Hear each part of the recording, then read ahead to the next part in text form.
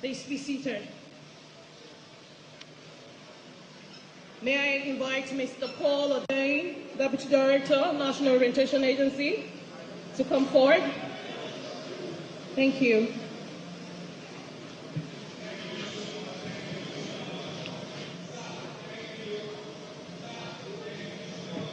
Ladies and gentlemen, we shall commence with our introductions. Let us give a round of applause to our host, Director, the Chief Host, the Director General of National Orientation Agency, Madam Lara Isa Onilu. Ladies and gentlemen, a round of applause.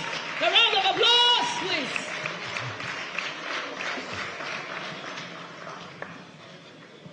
That round of applause is not sufficient for the chief host of this event. Please, another round of applause, please.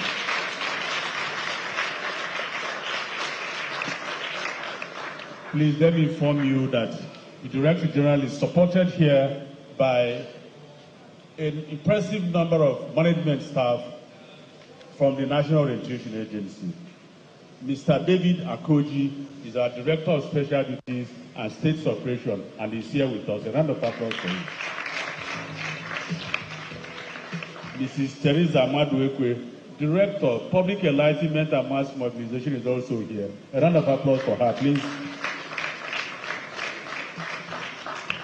Mr. Kenneth Onyejeku, Director of Procurement, is here. Mr. Nura Yusuf Kobi, Director of Planning, Research and Strategy, is also here. Mr. Sule Haruna, Director of Finance and Accounts, is also here. The host director, Lagos State, Dr. Tuku Mustafa Adedeji, is also here. All right, thank you. And expecting the arrival of Mr. Akintunde Sawyer, MD, CEO of NELFund, in a few. May I recognize the presence of Director Strategy and Communication, Mrs. Oshayemi Okuwatsuji. A round of applause, please. And also, we have the PA to the MD, Mr. Yomi Badamosi. A round of applause for him. Mr. Nasir Ayitogo, TA, Technical Advisor to the MD. A round of applause for him. A round of applause. Ladies and gentlemen, this round of applause are weak. A round of applause for our partners. All right. I have a few more here. Recognizing the presence of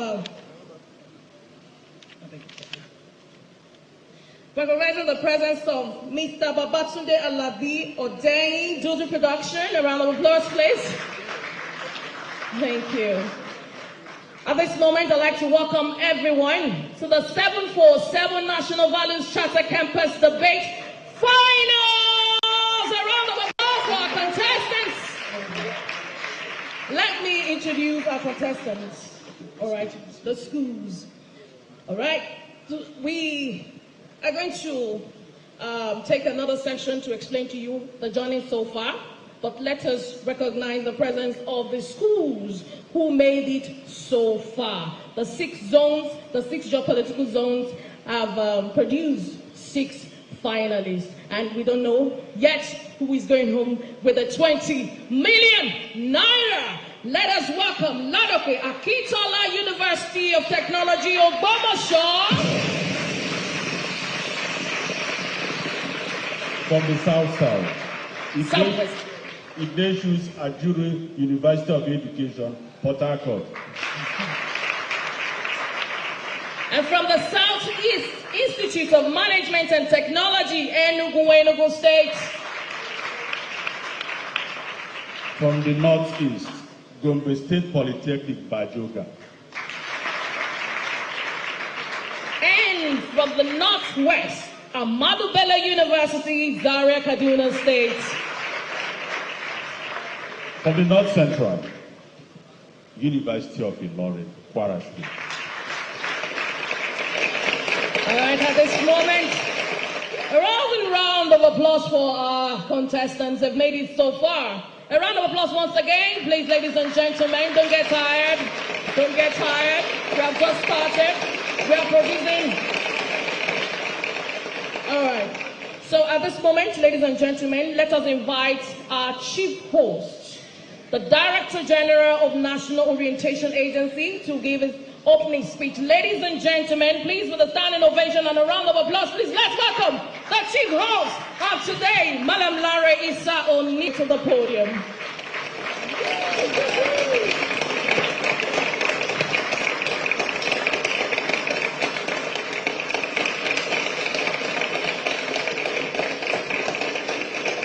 Please be seated.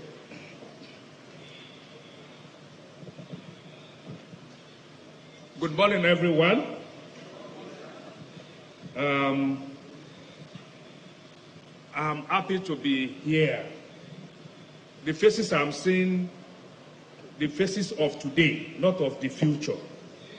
The faces of our youth, our ever vibrant youth. I welcome you to this occasion.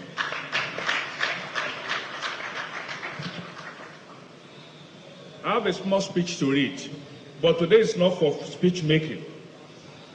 It's to listen to our future, because we are going to be the one to shape our future. And it is what we are going to talk about today that will give us, all of us, that glimpse into how the future will look like. Your understanding of the issues that we are debating, that is central to our existence as a country.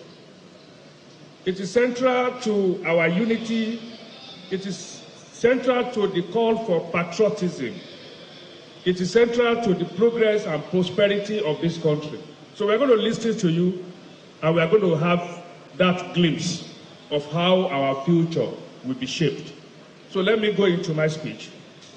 Distinguished guests, our esteemed partners, members of the academia that are here, the representatives of the media, our dynamic youth leaders, the participants from the 6 universities or tertiary institutions that have emerged from the 6 geopolitical zones. I welcome you. You are the heroes of today, and you are all winners already. Ladies and gentlemen, it is with great pride and immense joy that I stand before you today at the grand finale of the 747 National Values Charter debate, Campus Debate and Capacity Building Conference 2024. This initiative reflects the National Orientation Agency's unwavering commitment to instilling and celebrating our collective national values, particularly among our greatest resource, our youth. For the past weeks, young minds across the nation have engaged in spirited debates, presenting arguments that demonstrate their intellect, creativity, and passion for the development of our beloved country. Today, we witness the very best of this effort as regional winners go head to head for the ultimate prize. To all participants, I extend my congratulations. Your dedication and courage are the building blocks of Nigeria's brighter future. The theme of today's debate, criticizing and dissenting peacefully while maintaining love for one's country, could not be more timely. In an era where our nation faces myriad challenges, from governance to societal cohesion, the power of healthy dialogue and peaceful dissent cannot be overstated. Constructive criticism is not rebellion. It is a cornerstone of democracy and a vital tool for nation building. However, criticism must always be grounded in love for one's country with the intention of building, not tearing down. Let me remind you all that patriotism is not silence. Loving your country does not mean turning a blind eye to its shortcomings. It means recognizing those shortcomings, speaking out against them constructively, and working together to find solutions. As youth, you are the voice of today and the hope of tomorrow. Your ability to express dissent peacefully while upholding the unity and progress of Nigeria will define the kind of leaders you become and the legacy you leave behind. It is in this spirit that the National Values Charter has been at the heart of the National Orientation Agency's National Identity Project. The 747 Value Charter serves as the foundation upon which we must build a united, prosperous, and peaceful Nigeria. As we celebrate the achievement of our young debaters here today, let us remember that embracing these values is not the responsibility of government alone. It is a collective effort that requires the active participation of every Nigerian, young and old, public and private sectors, rural and urban communities. To our youth, I challenge you to embrace your role as custodians of Nigeria's future. Let your voices be loud but constructive, bold but respectful, passionate but solution-driven. Remember, no nation can grow stronger unless its youth are united in purpose and vision. To the parents, educators, and policy makers present, let this event be a reminder of the potential that lies in our youth, our young people, when we create opportunities for growth, critical thinking, and leadership. Today's debate is not just a competition. It is a movement to reshape mindset and inspire a renewed commitment to our national values. As we await the announcement of today's winners, I must emphasize that every participant is a winner. You have proven that our youth are not the problem, they are the solutions. The 20 million naira prize today represents more than a reward. It is an investment in the future leaders of Nigeria. Ladies and gentlemen, the National Orientation Agency remains steadfast in its mission to promote values that unite us as Nigerians. This debate is just one example of our collective journey to foster a national identity rooted in discipline, integrity, and patriotism. Let us commit ourselves to building a Nigeria where we can disagree peacefully, debate passionately, and work collectively towards a common vision, a Nigeria we can all be proud of. To the finalists, please feel free, shine brightly today. But remember, your journey does not end here. Use your platform and voice to become ambassadors of peace, unity, and progress. On behalf of the National Orientation Agency, I thank everyone who made this event possible, our partners, organizers, and participants. Let us continue to champion our National Values Charter as we strive for a Nigeria that reflect the best of who we are. Thank you, and God bless the Federal Republic of Nigeria.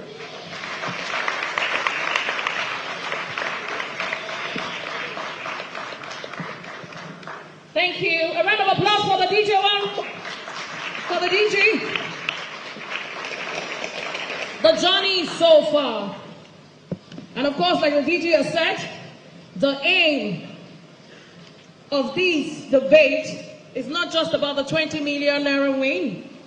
It is, of course, about reigniting a sense of national pride and a responsibility among young Nigerians by promoting the ideas enshrined in the 747 National Values Charter. The Charter represents a social contract, of course, a balance between the government promises and the citizens' responsibilities in nation building. Permit me also to read this.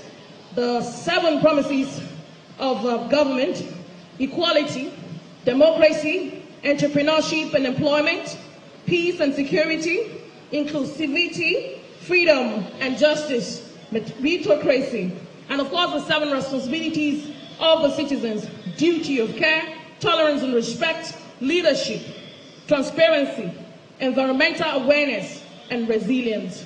Ladies and gentlemen, the journey so far as the coordinator for the 747 Values Charter Campus debate, it has really been indeed a journey, and it has been a lot of discovering that we have our youths who can translate practical skills into values, meaningful actions, whether as leaders in their community, they advocate for change and they are custodians of shared environment,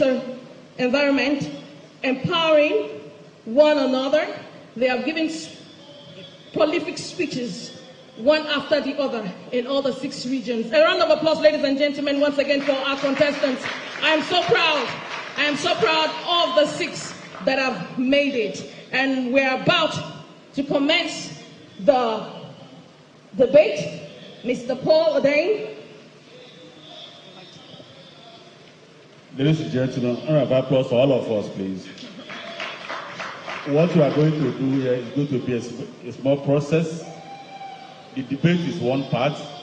They are voting online. So, like all the schools, you need to start sending text messages to your people to start voting.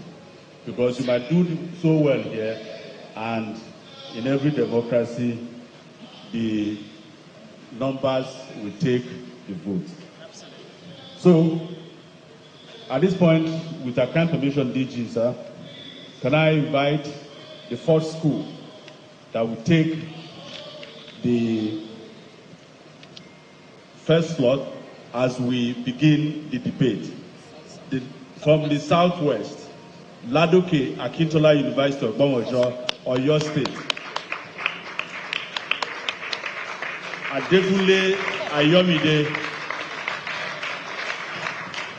And Oladeji Oluwashina. Okay, the first speaker of the Southwest Zone, Ladoke Akintola University of Technology. A round of applause one more time for our contestants.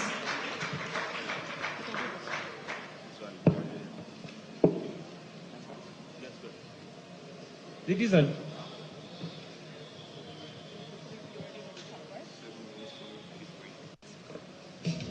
you and I, if you stand to constructively criticize our government from time to time, it is you and I that will reap the benefit from it. But at the same time, if you choose to use vandalism and violence to criticize our government, nobody will suffer the consequences more than you and I. Look at this analogy. Assume that this container that I am holding with me represents the Federal Republic of Nigeria, and this tree inside it is the government of Nigeria. Can you see these green beads? Those are the citizens of Nigeria. What we do in Nigeria every 4 years, or as the case may be, is that we send some of us as citizens to the top of this tree so that they can go and spread the leaves of this tree to provide shelter for us citizens and prevent us from the effect of sunshine and rainfall. However, I think that's a result of incompetence or due to selfish interest. Some of these leaders, when they get to the top, or due to different reasons, or due to societal structure, they might not be able to spread the leaves well enough to give us enough shelter. And as a result of that, we need to criticize them. The point is that if you keep quiet, some of these leaders will take these leaves, they will not spread it and go and spread it. They will go and spread it over their families, family members alone. So we need to criticize. That's the first lesson here today. As citizens, we need to criticize the government. But how do we go about the criticism? That's my second thing today.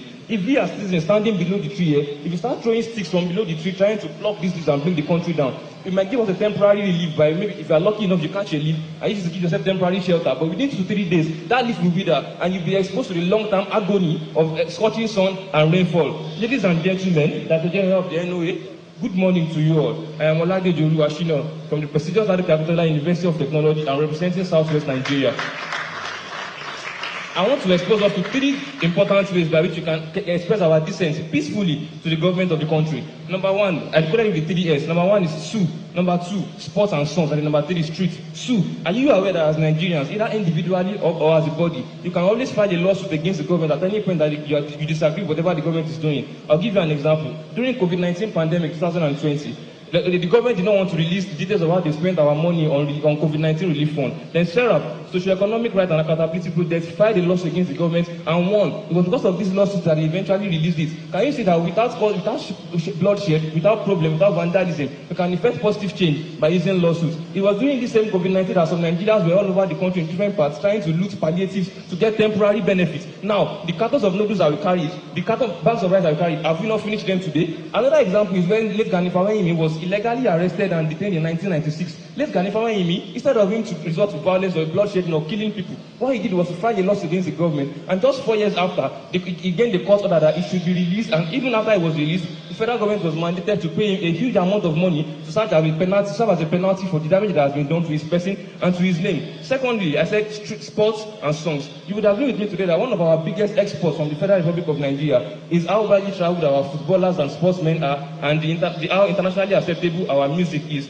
Would it not be wise and smart of us to perch on the influence that our superstars in music and football and other sports have to bring international attention to our government? By that doing that, the government will know that there's a lot of attention on them and people are looking at them. I'll give you an example and an advantage of using this method to express our dissent. The advantage is that it unites us. Look at this. Regardless of your political or ethnic background, that is, whether you are partified, you are articulated, or you are obedient, we all listen to Davido, we all listen to Burna Boy, we all watch Victor Osimhen, we all did the Moro dance. Did we not? Now imagine that Victor Osimhen scores a goal in Galatasaray in Turkey, and he lifts up the shirt and says, "End bad governance in Nigeria." Look at how internationally exposed that will be. That will put so much international attention on our government, and they will know that if they do it right, the whole world is looking at them, and if they do not do it right, the whole world is looking at them. The third one I'm saying is street. We've been doing this over and over in Nigeria. Street, hit the street protest, but it has not always been successful. However, sometimes it has been successful.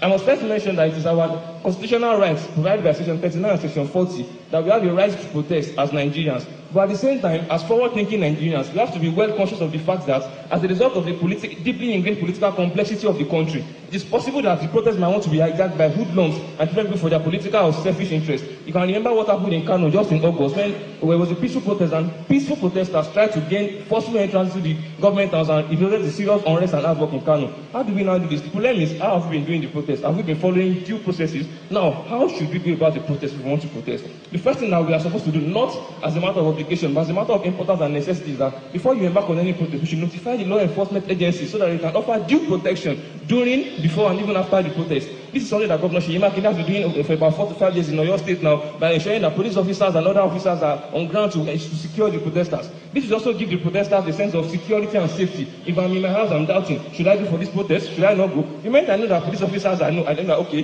when police officers are there, I'm not likely to be shot at. There's no a chance that hooligans will come and hijack the protest. More people will turn up for the protest and the protest will become more effective. And that's what we're supposed to do before we go in any protest is let's publicize the goals of the protest. What do we want to achieve with this protest? This will help us to filter out people that might have selfish interests or ulterior motives and they will not come in time for the protest. One last thing, there's something we call the Public Order Act of Nigeria, enacted in the year 1979. Public Order Act says that before you embark on a protest, you are supposed to go through the state government and directly to the office of the governor so that they can help us to plan the route and time of that protest. This is important because in as much as it is our right to protest at any point in time, it's also our responsibility as Nigerians to maintain public order. I'll give you an example. Imagine that there's a protest going on here and we've blocked all the road. If there's a fire outbreak and the fire vehicle has to pass to go and extinguish the fire, have we not disrupted public order? If there's an health emergency and the vehicle and the ambulance has to pass to go and save life, have we not disrupted public order? So this is important for us. We have to plan it through the office of the governor, plan the route and time of the protest so that it will maintain public order and still be able to protest peacefully. With these 3 things in place, it is important. I'm happy to tell you that there's a very good chance that our protest will be resourceful and efficient. Having said those 3 things, I want us to realize 3 important things as well as Nigerians. The first is for the government. The government of Nigeria needs to understand that they do not have the monopoly of knowledge on how to run the government. This means that they must always be open to constructive criticism from the citizens. Number 2, as citizens, we must not always wait in time to say, once the government, maybe because of the person or the party that has brought a policy, we want to against it. Look at what is happening with the tax reform bill. We must listen to experts in that field and dissect it an open mind and say, what are the pros and cons? We must understand that some of these policies are like these anti-malaria tablets that I'm using. If you swallow the anti-malaria tablets, at first it's going to be bitter in your mouth. When you can enjoy that bitterness, you will get cured of malaria. If you don't want to persevere in that, if you spit out the anti-malaria, it is very possible that that malaria that will kill the person. I'm going to end it with the trilogy that I started with. All these methods and the methods that my partner will come and talk to us today on how to dissent peacefully. We must be aware that they will only work well if we are united as a nation. Look at this trilogy now. We have some bills in this place representing the citizens. If they are trying to effect a change, the country is not stable. But when we have more citizens joining them inside, this country becomes more stable. Because look at it. Even in dissenting peacefully, I want to remind you and make you know that united we fall, united we stand, divided we fall. United, our peaceful dissent will bring results, but when we are divided, our peaceful dissent is going to fail. Thank you so much. A round of applause. The second speaker of NOA, University of Technology of Gomasha, please take the podium and 3 minutes. You all have 10 minutes, so you have 3 minutes to round up. A round of applause. Thank you.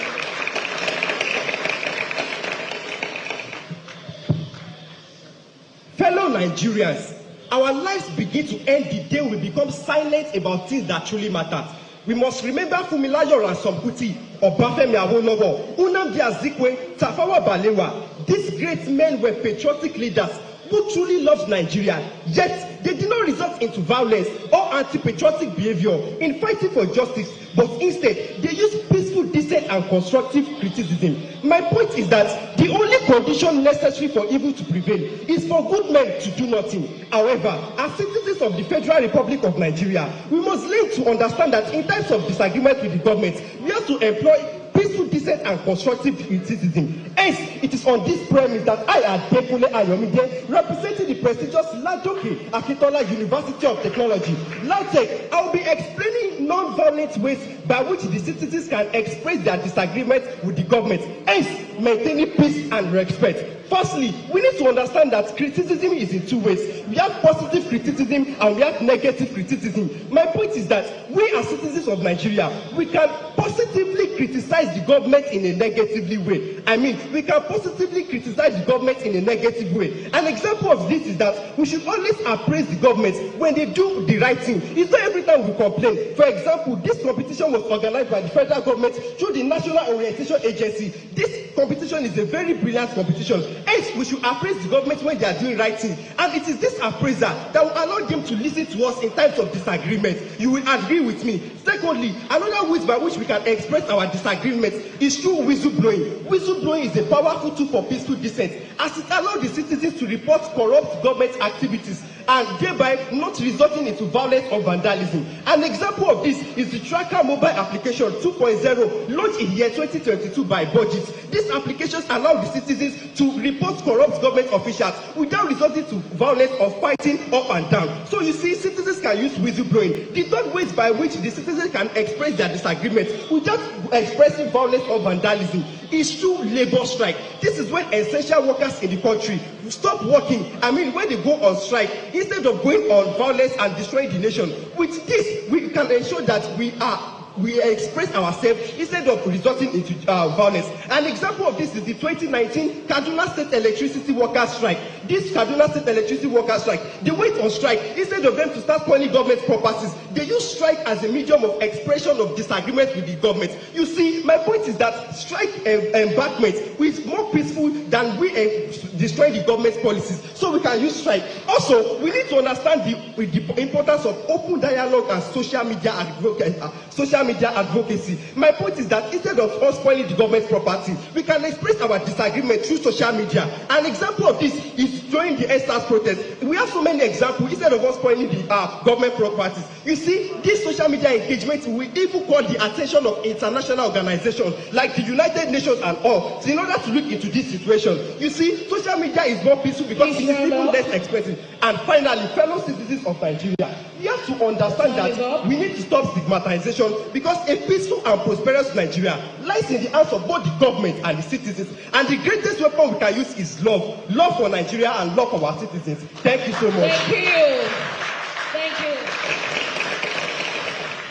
Thank you so much. Up next is the South Zone, representing the South Zone, Ignatius Ajuri University of Education, Port Harcourt, Rivers State. A round of applause for the first speaker. You have 10 minutes in total. The first speaker, 7 minutes, and the second speaker, 3 minutes. The Director General, National Rotation Agency, distinguished guests, co-debaters, ladies and gentlemen, my name is Christian Nebari Ngwalu from the prestigious Ignatius Ajuri University of Education, Port Harcourt, Rivers State. Before us is an important motion, criticizing and dissenting peacefully while maintaining love for our country, and in this case, Nigeria. Peaceful criticism and dissent is a hallmark and fundamental aspect of democracy. In fact, take away criticism, and I can tell you the core ingredient has been taken away from democracy. Now, the legal framework for this debate is contained in Section 39, subsection 1 of the 1999 Constitution as amended. The section allows for free speech, allows for us to interact, allows for us to even criticize government policies without fear of retribution, without fear of condemnation. However, there is a proviso in Section 45 that abhors insightful comments. This means that even while we can make our speeches, it is not acceptable for us to make insightful comments and comments that threaten peaceful existence of the country Nigeria. Having said all this, are there benefits for peaceful criticism? Of course, there are benefits. Number one, it promotes democracy, it promotes rule of law. If we say democracy is the government of the people, for the people, and by the people, one way we can put this is to test, is to allow for peaceful criticism.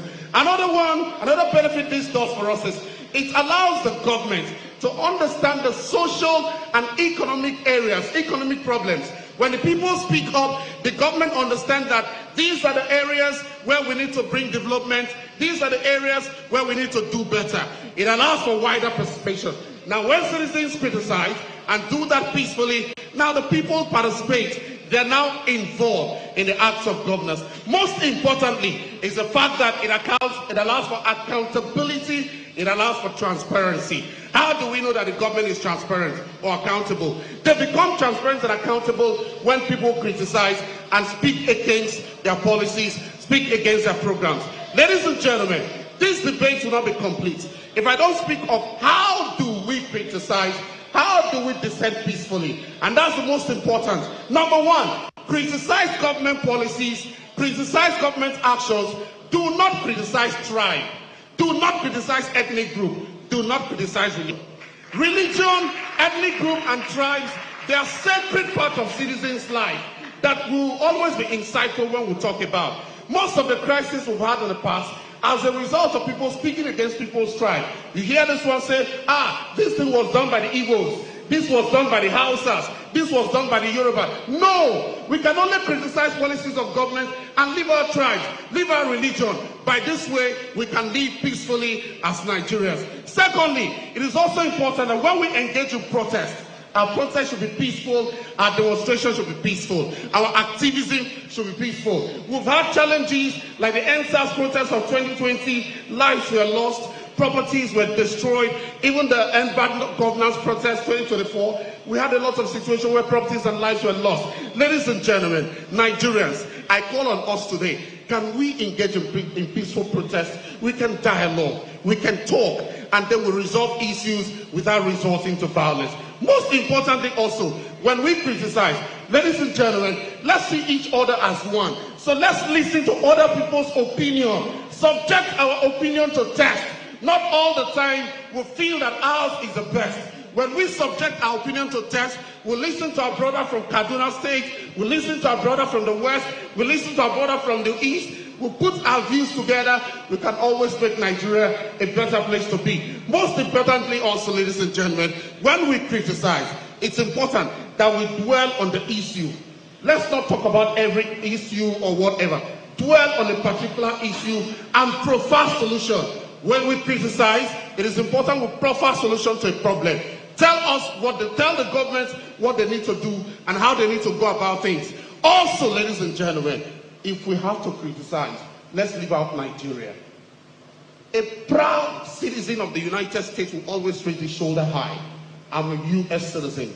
Can we once again come up to be proud of Nigeria, our country? This is the only country we can only have. We cannot have any other Nigeria. So when we speak of Nigeria, we should speak of Nigeria with high horse, raise our head up shoulder, and be proud of our country, because we can never have any other country called Nigeria. There are problems all over the world. Even in the United States, there are crises, there are challenges, but you won't see the people talk about their country in that light.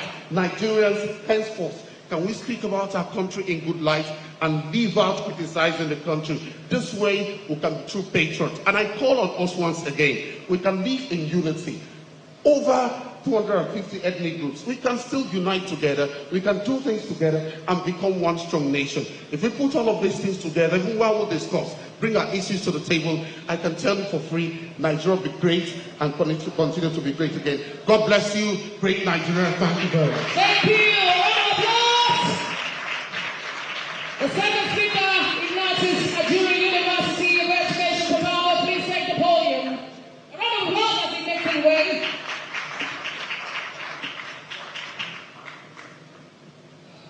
The Director General, ladies and gentlemen, I'll begin my speech in these thoughts. In the true spirit of patriotism lies the passion for criticism and dissenting.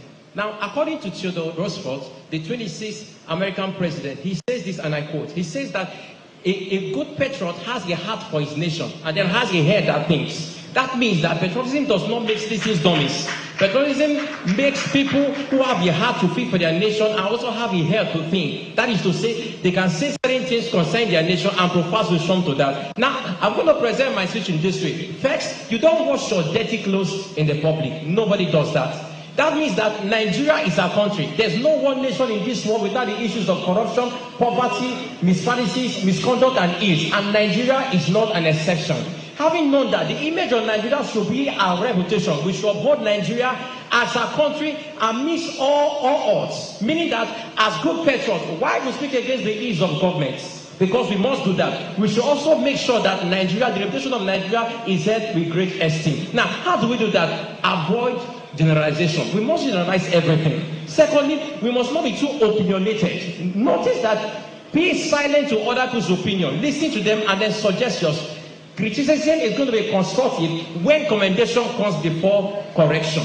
Having said this, we must understand it. In the side of our government, there's something we must take note. You don't beat a child and don't ask that child not to cry. If you beat a child, definitely the child must cry. The government must understand that their activities should be such that should be able to motivate Nigerians to be good patriots, because patriotism is a motivational issue. When you motivate someone, the person will be more. If we do this, we believe that if every Nigerian should uphold the dignity of this country, you must know this and know this today, that you are the perfect Nigerian public relations officer. Whereas you stand against every inch, you must make sure that the image of Nigeria is upheld, and that is your priority. You do that everywhere you are, and you beat your chest with that. And if we must do this, we must accept our unity. In fact, in our pledge, we said defend our unity. It's to defend our unity. In our unity lies our identity. If we come together, we become one Nigeria. And if one Nigeria has that voice, Nigeria indeed will be well. And then our criticism will be peaceful. Thank you. Thank you.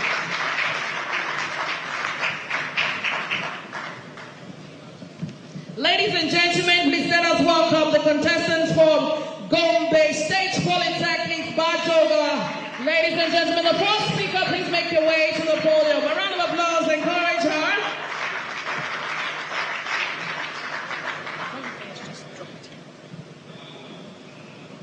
When the world was created, man was nasty, brutish, and foolish. There was a state that is full of lawlessness and anarchy. Then, 3 people came together to propose and bring state into existence. With this, I say a very cheerful morning to this wonderful August gathering, respected chief guest, the Director General, National Orientation Agency, the gentlemen of the press, ladies and gentlemen. My name is Hassan Musa Abubakar, a student from Gombe State Polytechnic, Bajoga, standing here confidently in front of every one of you to say things on the topic that says criticizing and dissenting peacefully while maintaining love for one's country. Here are the tips that citizens should follow to criticize and dissent peacefully to their government. 1. Citizens should engage and promote conversations. Citizens should criticize and dissent peacefully by promoting constructive dialogue.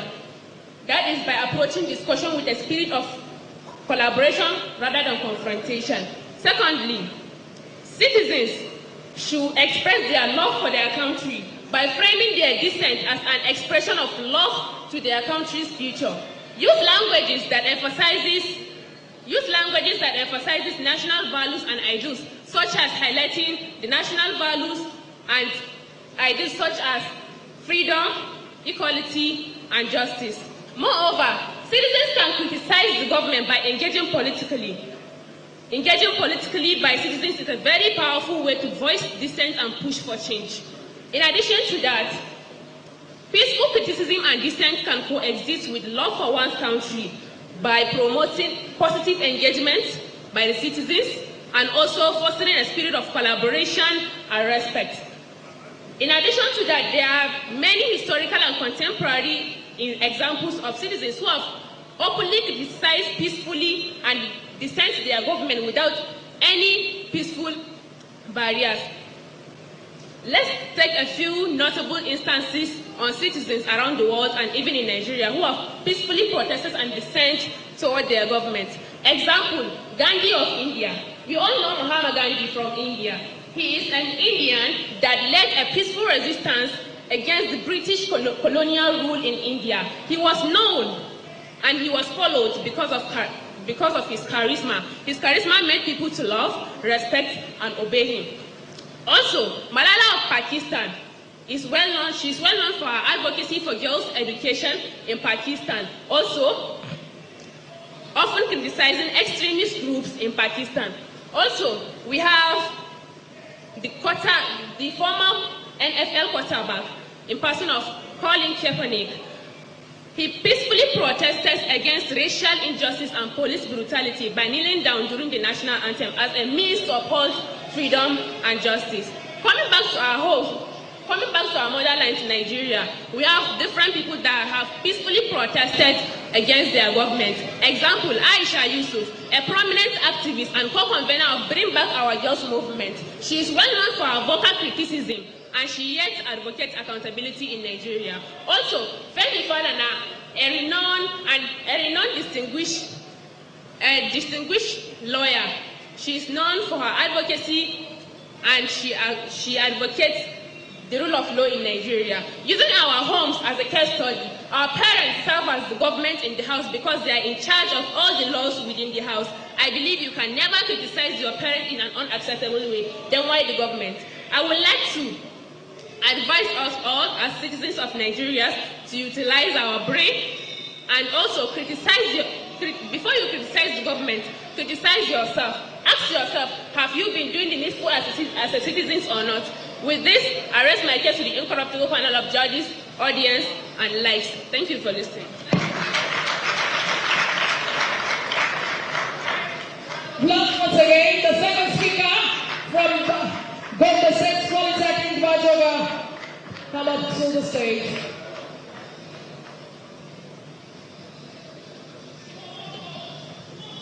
When we came in on Sunday afternoon, we actually lodged in the University of Ilorin guest house, and we're still there. That's why the fact we knew they were our opponents in the contest. We did that out of the spirit of togetherness and patriotism. They are too generous to us. In fact, we even came to the venue together. All protocols duly observed and well respected. I'm by name Boyi Lydia Kanku, a student from Gombe State Polytechnic, Bajoga. Due to time factor, I'm going straight to the point. Criticism and dissent are essential components of a healthy democracy. When the citizens peacefully express their disagreement with the government policy or action, they are exercising their fundamental right due to free speech. It speaks to the heart of civic engagement, patriotism, and the social contract between the citizens and their government. Between the citizens and their government. This helps to hold leaders accountable by making them answerable to their people, fostering national growth and development. Criticism and dissent, it ensures respecting democratic value, and as such, it hinders.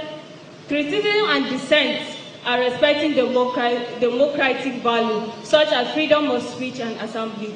It ensures that it creates peace and unity. Peacefully dissent also makes citizens to be respecting towards their government. Criticism and dissent undermine national unity because it creates division and weakens cohesion. It leads to disrespecting constituted authority, and such leads to social fragmentation due to the different opinions. Poverty is a disease caused by us, not the government. In the other hand, government should tax the rich to save the poor. Government should tax the rich to save the poor. We need to do something about it. But firstly, what do the government need to do? What do citizens need to do? Citizens should show loyalty, support towards their country, be patriotic, respect constituted authority. Engage in public hearing and town hall meetings where your opinions will be heard. Protest peacefully. Don't destroy things or steal people's property. Join advocacy groups and also all social media that can help you to voice out your problems towards the government. Give us the 20 million so that we can use this for practical advocacy to make impact for the peace and unity of our nation. Let's disagree to agree. Thank you. Time up. Thank you so much. A round of applause, ladies and gentlemen. Give us the 20 million so that we will do that. Thank you very much. Three zones gone now.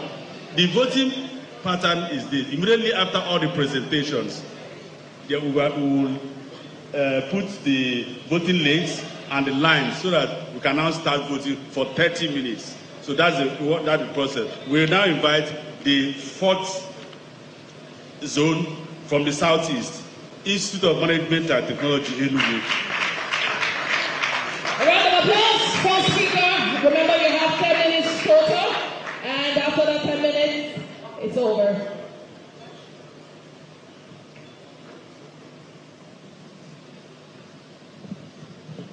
Politics is a game of power, where our politicians pose as the players. But we all know that the real players are the voters, because politics is a game of numbers. So who say that the majority who have the numbers cannot speak, and the minority who represent us cannot listen? I am not here to support neither the government or the citizens.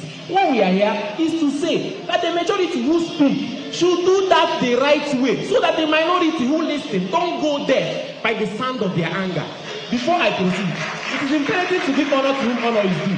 To the Director General of National Educational Agency, good day, sir. To the distinguished guests, honorable ladies and gentlemen, and the General House, good day. My name is Chukwubeto Hamlet from the Institute of Management and Technology, INT Enugu. Here to state the importance of criticizing and dissenting peacefully while maintaining law for one's content.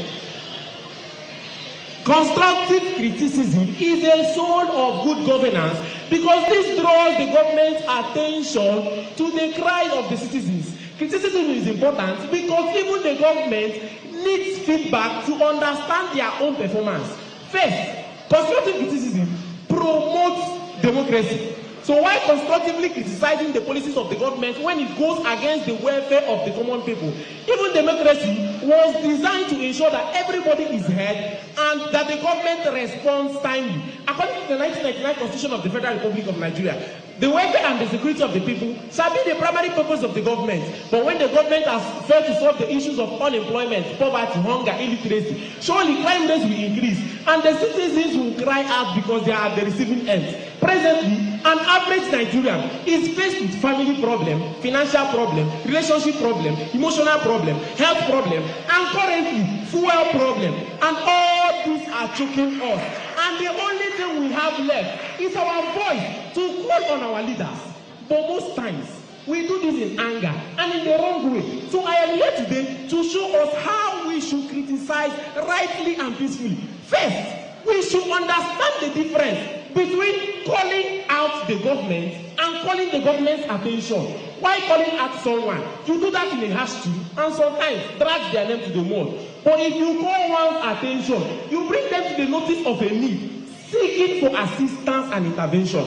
Again, we should also understand the difference between constructive criticism and destructive criticism. Why constructive criticism sees a need and wants to help. Destructive criticism sees a need, amplifies it, and wants to hurt. So when you have an issue with someone, do not speak about it. Speak to them. We have stressed ourselves so much that we have talked about the bad sides of our leaders' personality, and we have forgotten to communicate to them rightly. So while constructive criticism promotes democracy, destructive criticism is an agent of development, and we should avoid that rightly. Moving on, criticism. Moving on, our leaders should please understand our tone and language. The federal government should stop mistaking our boldness and courage as a threat. Why we criticize them is for the betterment of our nation, because we love this nation. Our government should understand that when we say men mount, this is not a call of war or violence. All we are saying is that we got your back always. The government should understand that here is not for the faint-hearted. That we are filled with so many young youths. That is why our streets are filled with so many loud voices. So till the government understand that area is a part of greeting here, and that all our conversation comes with a plea. So if you want to talk to me, please start with Baba, brother, sister, beg no vessel, and you see me beam a smile. How you dey? That is how we say hi. And Baba, I be come. That is how we say bye. So to the government comes the better understanding of our tone and language, to know that everything that we say about is not just against them, but for the betterment of our country. We don't always have to use tear gas and gunpowder against us anytime we march to the streets. Sometimes all we ask for is a roundtable discussion and a little attention from our leaders. End SARS that ended SARS. All we asked for was to end brutality. So when we pour our hearts to the government, I understand that we might not speak the same language because of age difference and generational disparity. But if the government understands us, we will come to that understanding that we are not fighting to kill, but we are fighting for the better future. Not just for today, but for generations yet unborn. And we should come to that understanding that we should not be expecting so much from our country. We should come to that sense that what should I, as a citizen, do for my country? And finally, criticism is a fundamental right. Our president once said, let the poor breathe. And criticism helps to inform the government that when the poor are suffocating and need extra breath. The most common definition of democracy by Abraham Lincoln is government of the people, for the people, and by the people. And so when the citizens are not satisfied by the decisions of their representatives, they tend to voice this out. Constructive criticism is healthy and should be encouraged in democracy as a way to express our fundamental freedom of speech and expression. But however, when expressing this freedom, please don't infringe on another person's right. The concept that where my right ends is where yours begins is a fundamental principle at the heart of every democracy. And then, please understand that your right to swing your arm ends where my nose begins. And finally, we should come to that understanding. Saying that collaboration makes soup. sweet. So we should collaborate together as Nigerians to actually better our nation, because till we build Nigerians, we'll start building Nigeria. And finally, until the power of love overtakes our love for power, we will not get it right.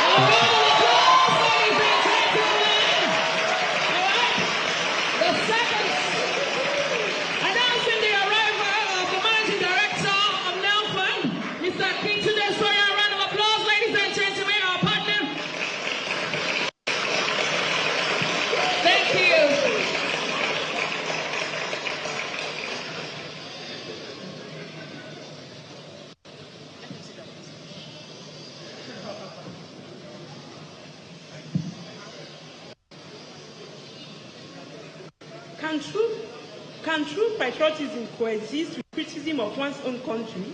As the author James Baldwin once said, I love America more than any other country in the world, and exactly for this reason, I insist on the right to criticize her perpetually. Good morning, Mr. Chairman, the bench of judge, ladies and gentlemen, men and women of the press, select co-debaters.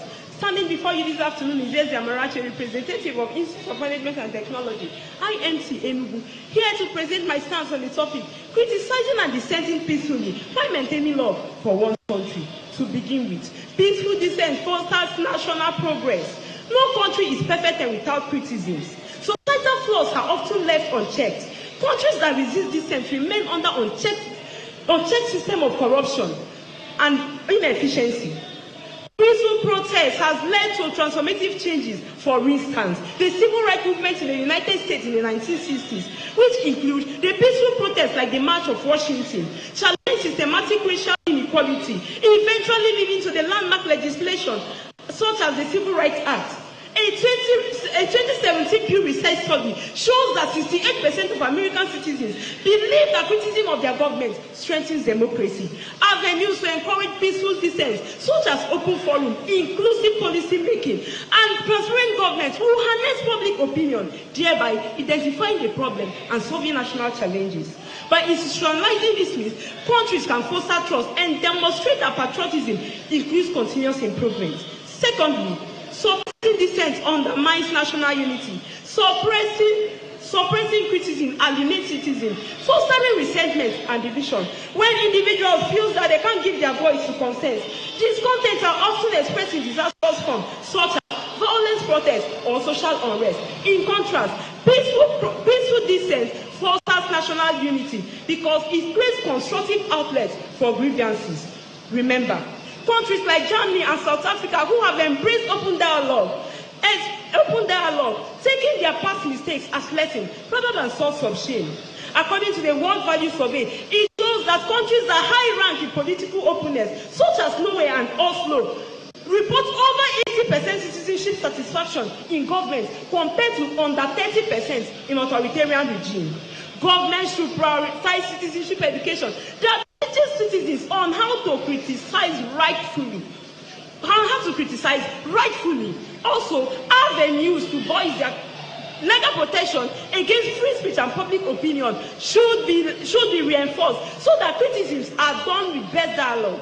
In conclusion, what we are asking for today is to make the white in between the two green so clear so that foreigners will no longer see us as corrupt nations. Thank you. Ladies and gentlemen, a round of applause for the second speaker. Taking the podium now is a representative from the University of Ilorin, Kwara State. Ladies and gentlemen, a round of applause for the first speaker of the University of Ilorin. Encouraging, please. Thank you. Sorry? Okay. This is fine. Representing the Better by Far institution and the North Central, the food basket of Nigeria, I am Alexander Olafisoye. Today I'm here to have a simple conversation with you. So good day, Nigeria. Let's talk. What are we here to talk about? We're here to talk about criticizing and dissenting while maintaining love for our nation. But what exactly is the point of it, and why do we need to criticize? Well, one, because it's the only way that governments understand what they're doing right and what they're doing wrong. Two, because it's an exercise of our rights as Nigerians. It's important that we always communicate what is going right and what is going wrong. 3, because that's the only way that as citizens we can determine in what ways do we need to hold the government accountable and have conversations that are important for the independence of Nigeria, the progress of the country, and good living for everyone there. But the important thing is, Nigerians always know how to talk, but I don't think we spend enough time listening. So today, let's listen a little. The first thing we have to look at here is when we criticize, how do we criticize and what do we say? Nigerians have to have proper engagement. When we talk, we have to talk with facts. So often we spend the time talking about things that we'd rather like, rather than talking about the reality of things. The average Nigerian will complain about things without looking at the context to why they happen and why they exist. It is important that when we come to the government and when we talk to them, we tell them what is wrong and we challenge them with facts and figures rather than just emotions. Because the truth is, emotions are hard to understand. If both of us are shouting now, nobody will understand what either person is saying. But when we calm down, when we relax, when we speak with facts, it is easy for us to understand what we have to say, and it is easy for us to insert change. What else do we need to do? It's extremely important that we speak beyond biases. Nigerians need to move on and grow beyond being articulate, being obedient, or being batified. The truth is, at the core of it all, we are all Nigerians. Let me tell you what it means to be Nigerian for me. My name is Alexander Olafisoye Osasenaga. I'm a Yoruba boy born in Benin City. By nature of my father's work, I've been to Sokoto, I've been to Kaduna, I've lived in Lagos, I've lived in Port Harcourt, I've lived in Enugu. I can tell you for one, Nigerians everywhere are all the same.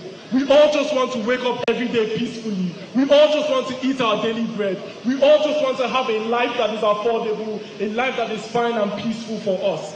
It is important that when we criticize both the government and ourselves, we look beyond the biases of tribe and religion. You are not just Yoruba, you are Nigerian. You are not just Igbo, you are Nigerian. You are not just Bini, you are Nigerian, and Nigeria comes first.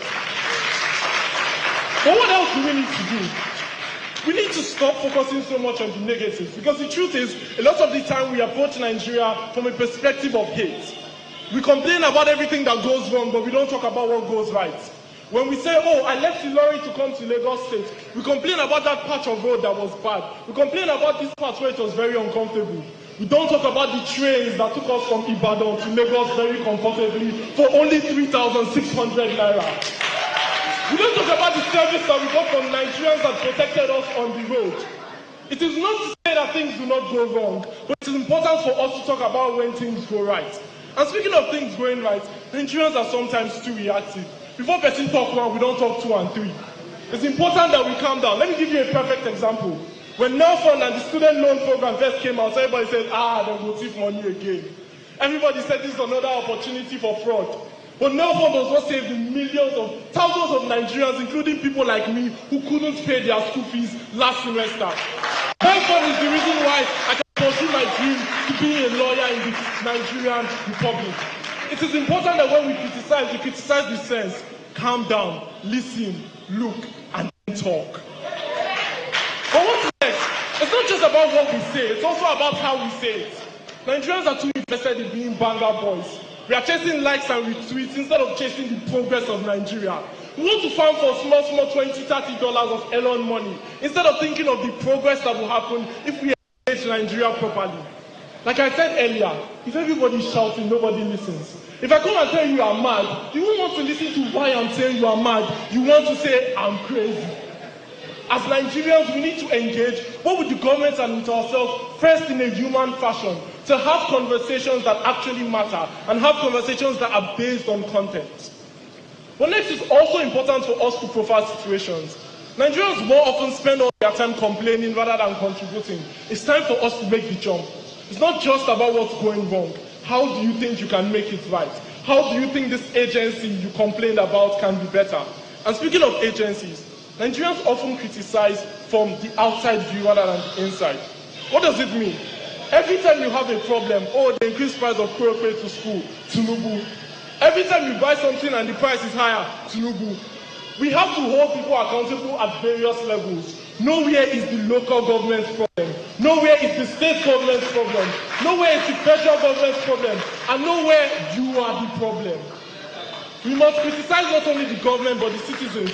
So if you see something, like Mario said, say something. It means that when we see citizens that are moving astray, it means that when we see things that are going wrong, say something. When you see that person that is doing Yahoo, say something. When you see people who are destroying Nigerian properties, say something. Because if you do not criticize yourself, and if you do not criticize Nigerians first, you do not have the platform to then criticize the government at the top. Because the truth is, the government is not separate from us. Everybody that rules Nigeria is a product of Nigeria. And if as citizens we do not have the consciousness to first effect change at the lower levels, we are never going to be able to effect change at the highest levels.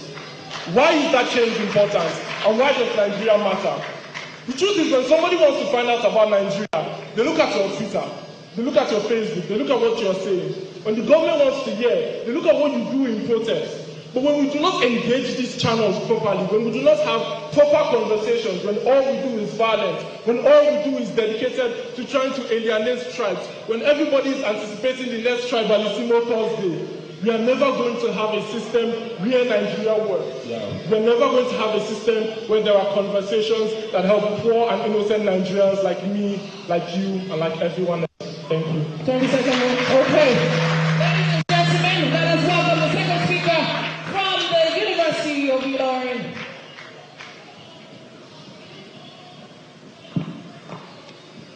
If you want to understand why everything Alex has said is important, just look at this analogy. As short as I am, the only way by which Alex is going to understand me is if I should do a simple gesture that says, my guy, calm down if you hear me soon. As short as I am, the only way by which we can have effective communication is if Alex brings himself low enough to be able to listen to me.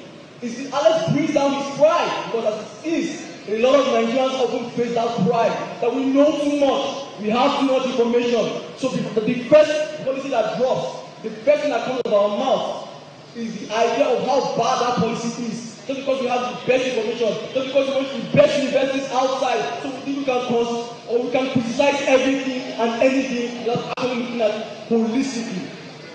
My name is Steve Lumusesu Alexander, and I'm from the Better by Far University, University of Ilorin. And I'm here to tell you why dissenting peacefully is one of the ways that we can only grow as a country. Yesterday, our very own Nigerian, Ademola Man, was announced as Africa's best player. This is the second time we are winning that in a row. And that's almost never been done. Why is it important? Because it's only when we reflect on our successes can we ever recreate those successes in other sectors that actually matter. When we have the ability to look back and look at our good times, the times we've had, the times that have been so good, that have been so great, that have been so sweet, like the sweet that we have in our cultures. It's the only way that we can reproduce those particular successes in areas that actually matter to us. We can reproduce those sectors in places like manufacturing. We can reproduce those successes in areas like agriculture. We can reproduce those successes in areas like even entertainment. One of the reasons why dissenting peacefully is also important, because it also allows us to be able to engage in spaces that are most important to us. My partner tells you as to why and how to engage on areas like social media. Most things we often look for are the clickbaits. Ability to have that retweet, 3,000 likes, to shake them. That's all we care about. But no one is actually talking about how these policies affect our lives. The way it's talking how these policies often make us who we are. We spend so much time often trying to create trends out of things that ultimately don't matter. How do we engage spaces that mean so much to us? Because as young individuals, that are the spaces that we engage in. That are the spaces that we live in. Why do we create toxic areas or toxic spaces for individuals who are intellectuals and don't even engage in? The reason why we should be able to do peaceful and constructive criticism is that we are able to create these particular peaceful spaces. We are able to have conversations that often engage our mind, that engage who we are and engage us as a nation. I'm going to end the quote I said earlier. The only way by which we can move as a nation is if we reflect peacefully on our successes so that we can be able to reproduce those successes in other areas that matter to us. Thank you. Thank you. Round of applause, ladies and gentlemen. Thank you. All right. Please, contestants, kindly stay so that our media can capture you properly. All right, last but not the least, and I must mention that by the time the last speaker finishes, we're going to open the line for voting. Online viewers watching us, the light, the destiny is in your hands. And if you're in this auditorium, you can also vote. We're going to display a barcode. When you see the barcode next, with the ICT, Banji, can you please let's have the barcode so that people can see. And you can also copy that and go to the link where you can vote. A round of applause for Nat'l University, Zaria, Kaduna State representation. The first speaker, please make it to the podium.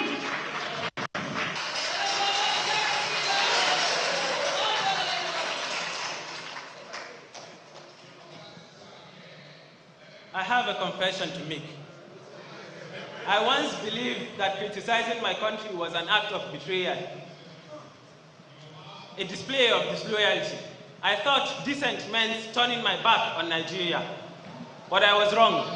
And today I stand before you to share why I believe that criticizing and dissenting peacefully are not just rights, but a duty, but duties of every patriotic Nigerian. The Director General of the National Orientation Agency, distinguished members of the National Orientation Agency, the distinguished guests, ladies and gentlemen, I am Usman Abubakar Ibrahim, a medical student from Ahmadu Bello University, Zaria, representing the Northwest region. I stand before you today to discuss on a topic that is very close to my heart, criticizing and dissenting peacefully while maintaining love for our own country. Criticism and dissent are two words that have always carried along them negative connotation. But think of them as the necessary discomforts that helps a nation grow, much like how exercise strengthens our muscles. Consider the hygiene hypothesis. The hygiene hypothesis asserts the fact that exposure to germs during childhood strengthens the immune system. In the same way, exposure to different perspectives and criticisms strengthens a nation's governance. The opposition parties play a crucial role in this. They challenge the ruling party by ensuring that different perspectives are entertained and that policies are scrutinized. Criticism is ensuring that proper solutions are proffered to problems, while dissent is ensuring that we express opinions that challenge the status quo. Examples abound in our history. Remember the story of Hamzat Lawal and the Save Bajega campaign in 2012. It was through Hamzat Lawal's peaceful dissent and persistent advocacy that he ensured that the plight of over 1,500 lead-poisoned children in Bajega, Zamfara State was brought to light, ultimately compelling government to act. This shows that peaceful criticism can actually work, can bring about positive results. Peaceful criticism also ensures that the focus remains on the topic and not descending into chaos. The story of Amasa Firdaus, who some years ago was prevented from attending the call to bar ceremony with her hijab. Through peaceful advocacy, she sparked a national conversation on religious equality and rights.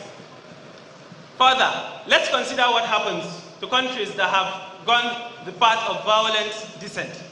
Countries like Libya, Sudan, and most recently, Syria. What will happen to our international identity, our national passport, when we toe this unfortunate path? It is worthy of note that our image abroad, our image in the international communities of nations is determined effectively by how we handle criticism.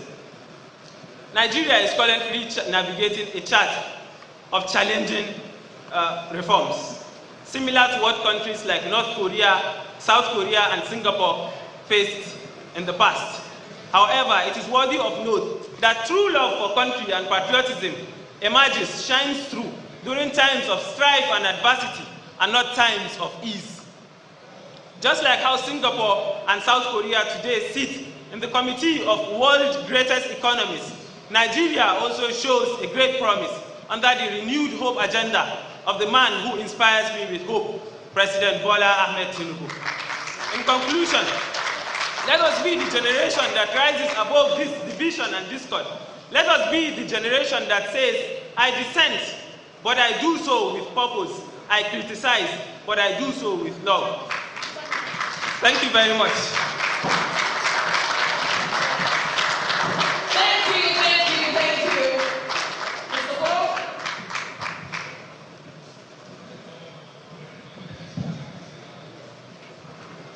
Please, may we give a round of applause to all of the contestants from the 6 zones. You can agree with me that we have hot heads in all our schools. Absolutely. Put a round for them again, please. I think we can now start the process of voting. It's going to be for 30 minutes. So the barcode on the screen is one of the means we can vote. The link is also on all the NOA social media platforms. So if you go there, you can also get through the link and vote. Okay, the address? NOA_Nigeria on Instagram and on Twitter, and on Facebook, National Orientation Agency. The links are there. You can go to our social media handles and vote now for your favorites. At this point, distinguished ladies and gentlemen, may I invite the Managing Director of Nigeria Educational Loan Fund, Akintunde Soya, to please address us. A round of applause for Mr. Akintunde Soya. We're going to break to the podium.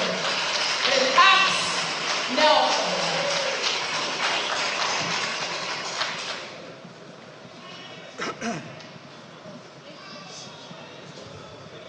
The Director General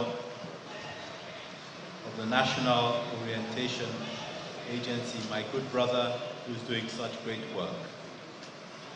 The team from the National Orientation Agency, who have obviously worked incredibly hard to put this sort of event of such great value to the nation together. My commendation to the entire team. Distinguished leaders of tomorrow, the students here, and the great institutions of state and of education they represent, distinguished fellow Nigerians, I'm delighted and incredibly privileged, feel incredibly privileged to come from what I consider to be the greatest country in the world.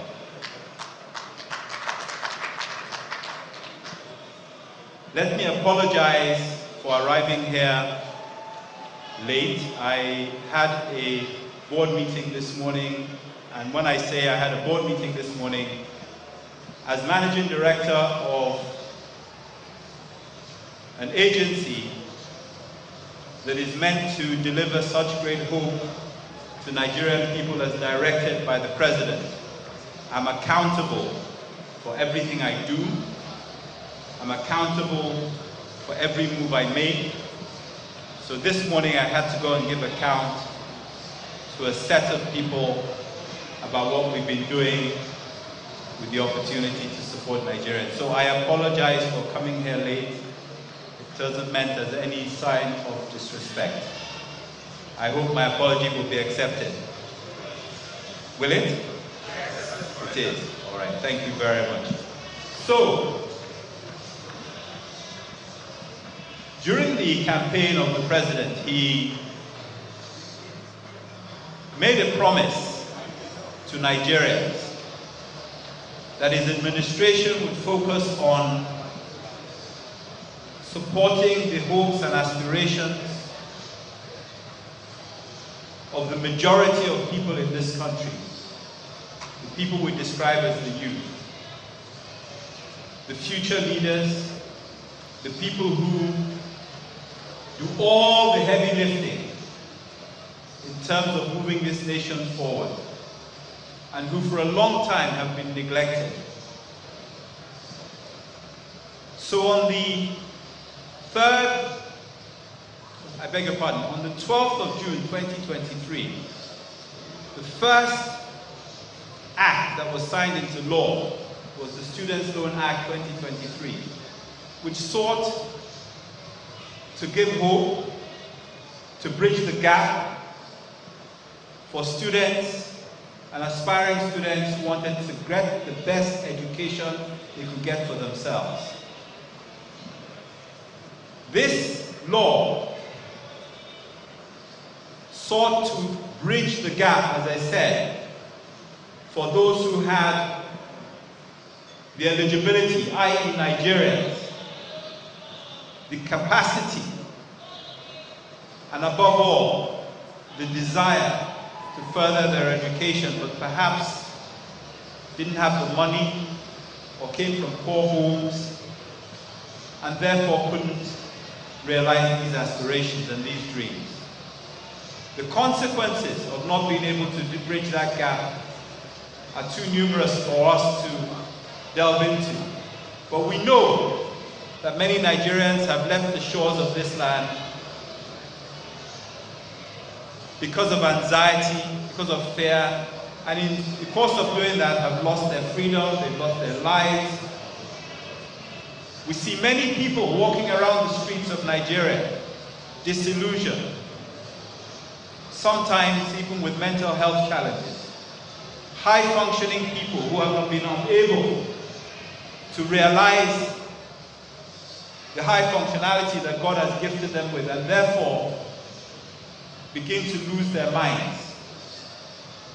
Many Nigerians turning to petty crime, to fraud, to robbery, to depression, to suicide, because they haven't been able to attain their dream of maxing out on their potential. So NOA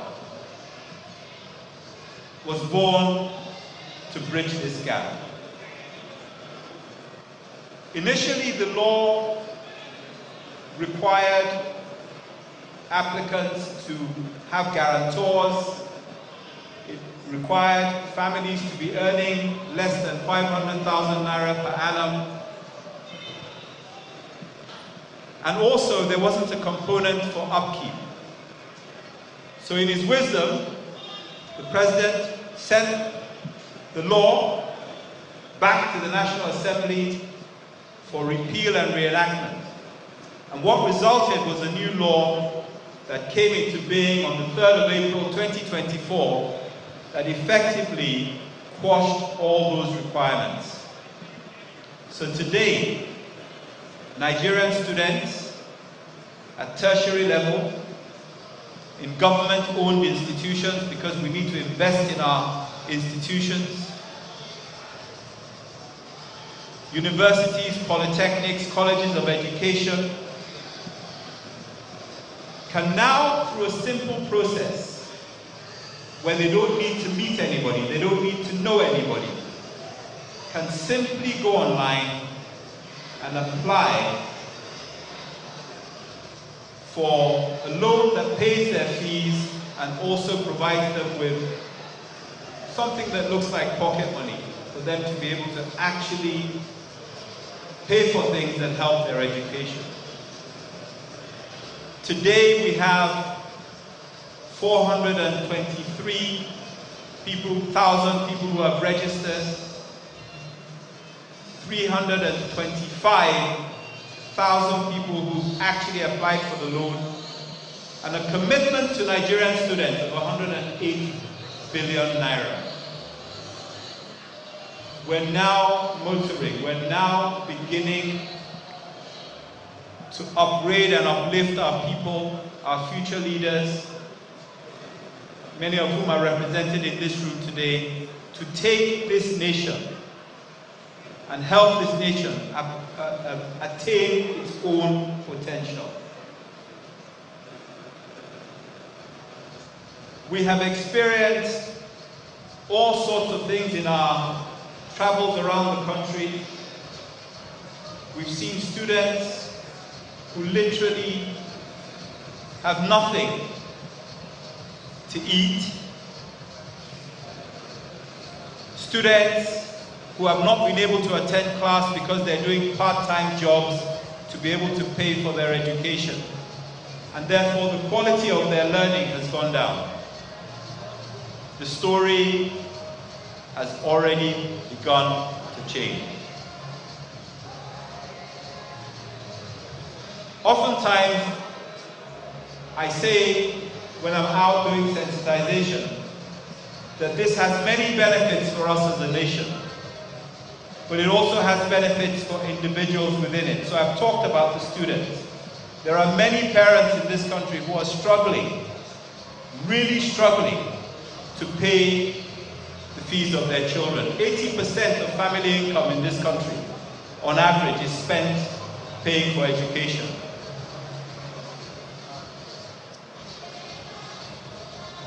We need to put more money in the hands of our families. We need to leave more money on the table so that people can go and develop their own dreams. Parents can go and do what they want to do. I talk quite a bit about global competitiveness. We have some of the most vibrant people in the world from this nation. But because of the struggle to pay for education, because of the struggle for survival, most of our young people are not attaining or achieving their potential. The consequence of that, ladies and gentlemen, is that we have become uncompetitive as a country, as a nation. The reason South Korea, Canada, the United States, Japan, China, the reason they're so successful and the reason we have all their goods and services in our markets is because they're very, very focused on developing their people. This has to be our singular focus for now. There are far too many people who are not able to realize their potential. We see it when Nigerians go abroad and their environment is enabling. We see what they're able to achieve. So ladies and gentlemen, I implore you to please support this highly laudable program of government and to ensure that now that we've got a leader who has had the courage to invest in education, which is a very difficult thing for any administration to do because it's not populist. It doesn't put immediate food on the table. But we all know that in the long term, it's what changes the fortune of nations. I implore you to please plug into what NELFund is doing.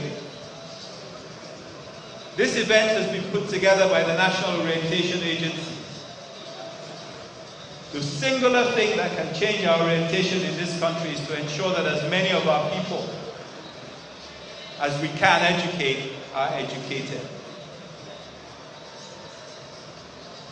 This is the greatest country in the world. I speak from a position of knowledge. I've lived in many countries. I've studied on many continents.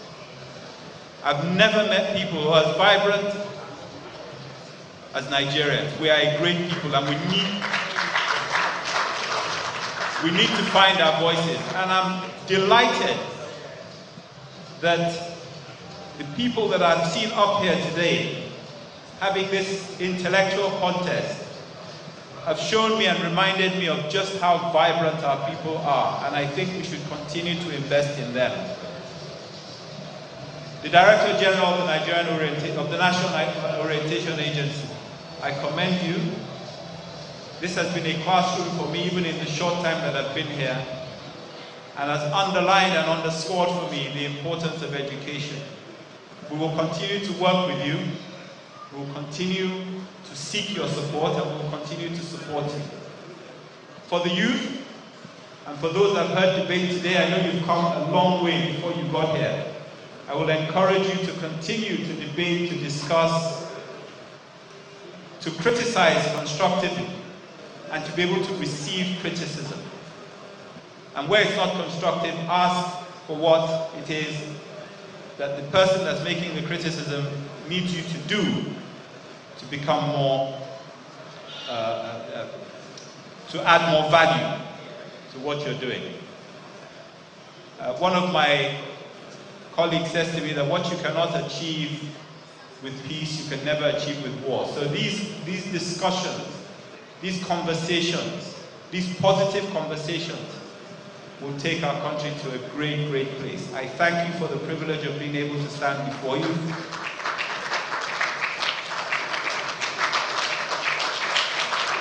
And I pray that some of you that I'm seeing here, I see future governors, future presidents, future ministers, future diplomats. I pray that when it's your turn to lead, you will lead this country aright. Thank you very much indeed. God bless Nigeria. A round of applause once again for the Managing Director of NOA, Mr. Akintunde Sawyer. While Mr. Akintunde Sawyer was speaking, voting lines were open and the people were voting. And in a short while, we're going to be announcing the winner and who goes home with the 20 million naira grand finale prize of the 747 National Values Charter Campus Debate and Capacity Building Conference 2024. Round of applause for the National Orientation Agency. At this point, we're going to have some light music while we invite our dignitaries to come off stage so we can take some photos. Thank you. Music, please.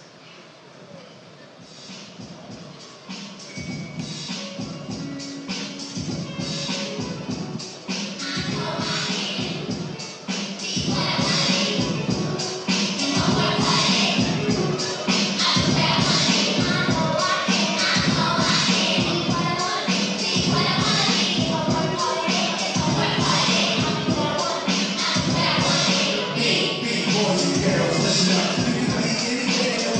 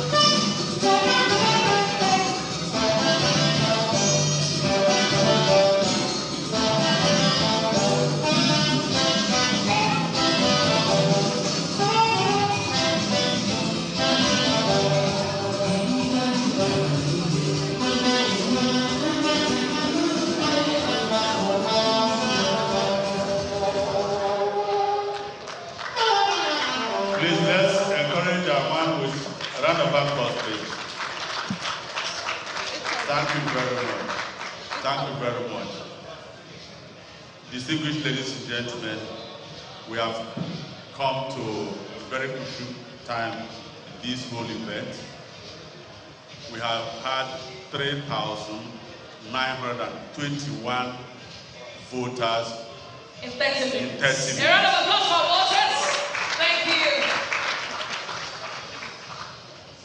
And with the kind permission of the okay, project the number, please.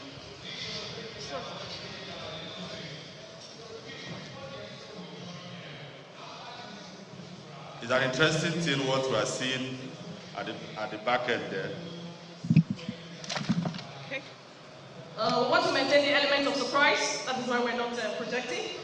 Ladies and gentlemen, the Nigeria Education Loan Fund has prizes for all our contestants. Ladies and gentlemen, please a round of applause for Mr. PoliticsToday Sawyer as we call the 6th and 5th and 4th position to collect their checks. A round of applause for the MD. The checks are courtesy of NOA Fund. 6th, 5th, and 4th positions.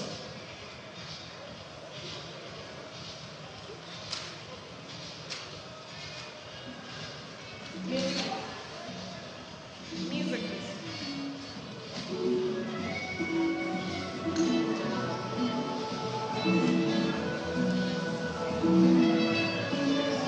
This is the 6th position. Why is that not falling now?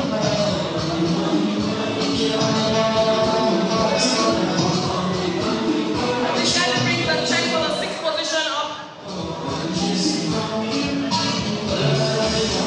Ladies and gentlemen, the 6th position for the 747 National Malishata Campus Debate 2024 goes to Institute of Management and Technology in New State. Where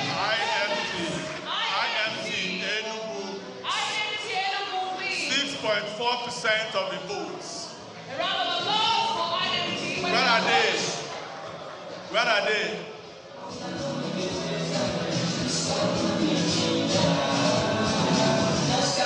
IMT representing the Southeast Zone.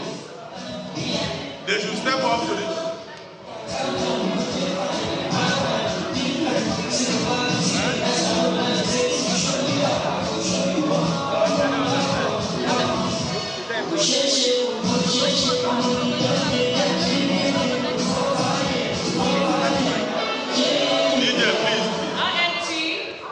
IMT Enugu, where are you?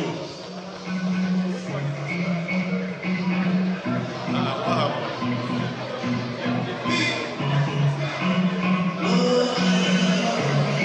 Where are they now?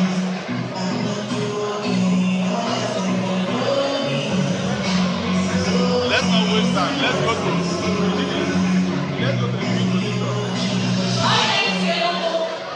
Okay, so let's go to the fifth position. The fifth position, ladies and gentlemen, for the 747 National Electronic Politics 2024 Bombay State Polytechnic Badoga Bombay State with a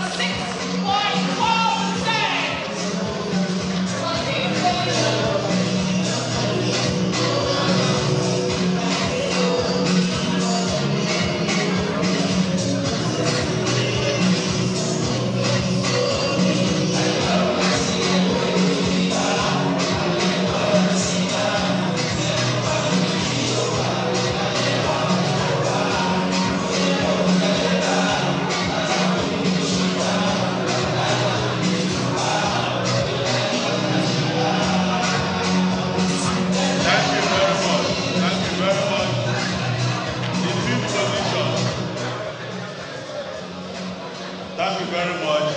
The fifth position.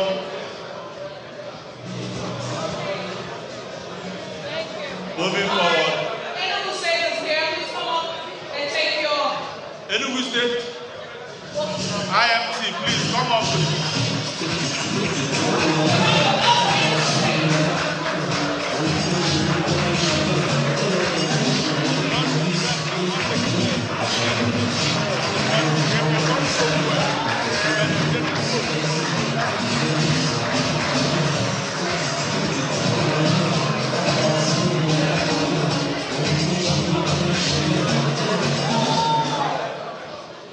Thank you very much, IMT. You performed so well, just that the voting didn't come. Thank you. Announcing the fourth winner. The fourth position, that's it, IMT. Thank you very much. The fourth position, with 10.8% of the vote, is Nat'l Nigerian University of Education, Chicago.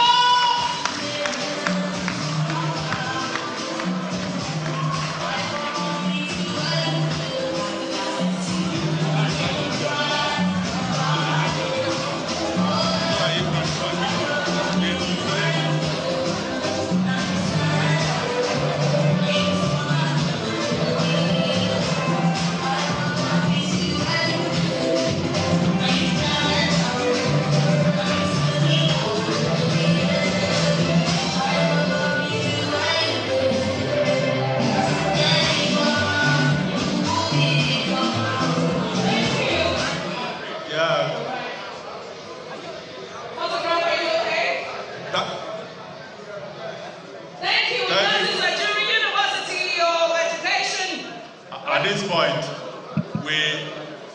it's a pleasure actually to invite the Director General, National Orientation Agency, to please join us on the stand, please, sir.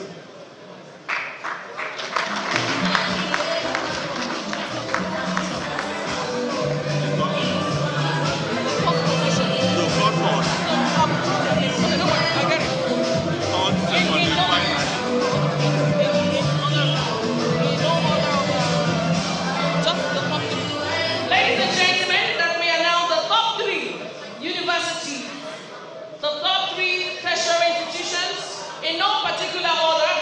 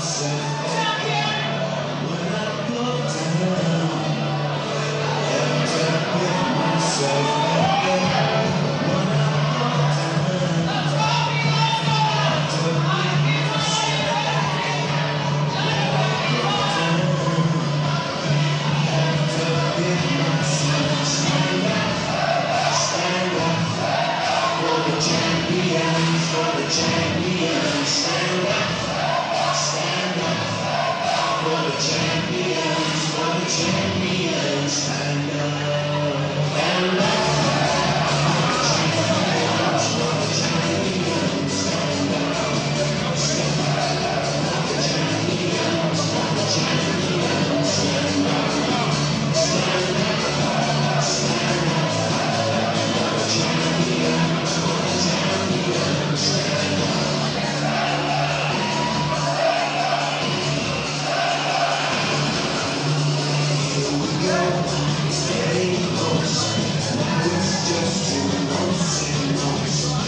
just one